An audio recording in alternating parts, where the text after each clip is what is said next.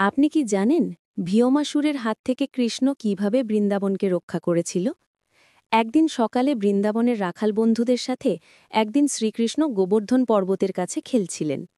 এই সময় ভিয়মাসুর নামে এক শক্তিশালী অসুর ছদ্মবেশে রাখাল বালকের রূপ ধরে তাদের দলে মিশে গেল। সে চোর সেজে মেষশাবক সাজা রাখাল বন্ধুদের একে একে অপহরণ করে পাহাড়ের একটি গুহার ভেতরে নিয়ে যেতে লাগল।